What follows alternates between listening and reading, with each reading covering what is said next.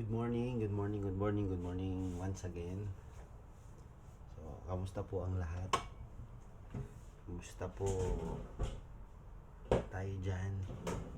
Ito yun naman tayo sa kitchen. So,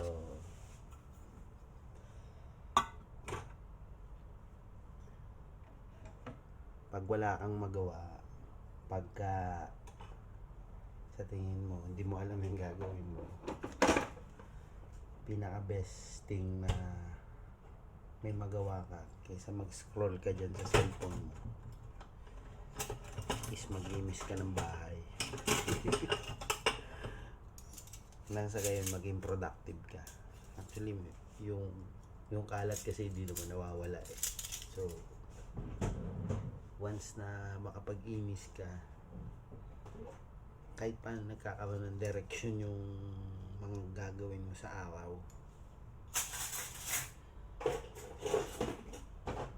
Napaka-importanting bagay kasi yung magkaroon ka ng direction, lalo na sa everyday life mo. Kung hindi mo ma-figure out kung ano ba dapat yung mga gawin mo, mag-imis ka lang, just clean the mess, and nagkakaroon ng liwanag, nagkakaroon ng direction yung mga dapat mong gawin. So kaya mo nang i-itemize yun sa utak mo, sa isip mo, kung ano yung mga susunod mong gawin. Kailangan ko palang gawin. Kasi minsan nabablanko tayo, lalong lalo na pagka ni social media yung oras mo. So sa panahon ngayon, medyo kailangan paglabanan mo yung mga bagay na yan. Maging aware tayo na kinakain ni social media yung oras mo. So napaka-importante yung bagay na maging aware tayo doon na yung oras mo is dapat ikaw yung nagko-control, hindi yung mismong gadget ang nagko-control sa'yo. Ikaw ang mag-control ng oras mo. Huwag mo itong sayangin. Siyempre, yung araw na lumipas, hindi mo na kayang maibalik. Yung oras na lumipas, wala na yun. Tapos na yun. So, as much as possible na ikaw dapat yung nagpo-control ng oras mo, gawin mo na. So, hindi mo naman talagang, ayun kasi minsan, pag empty ang isip ko, hindi ko alam gagawin ko. Meron akong 2 ways para ma-back on track ako. Yun nga, isa maglinis ka, kasi hindi mo awalan ng lilinisin. 100% yan sa bahay mo may gagawin ka. Maliban na lang may katulong ka sa bahay,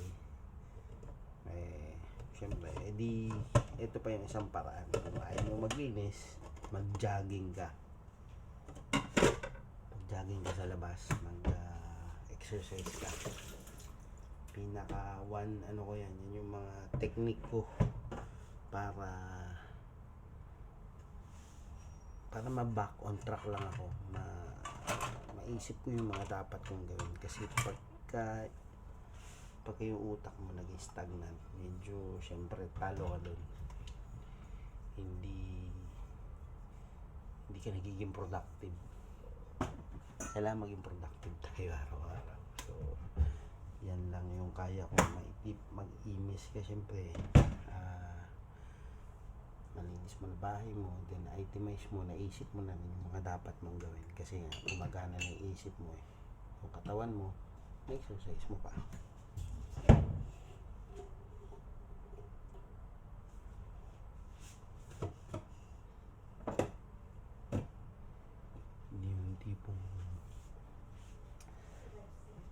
Hindi yung tipong pinapalipas mo lang yung oras. So yun lang, wag mo sayangin na, wag mo hayaan na masayang yung araw mo.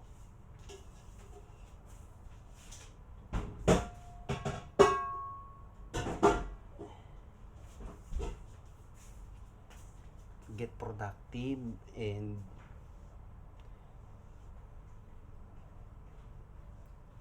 Ayun,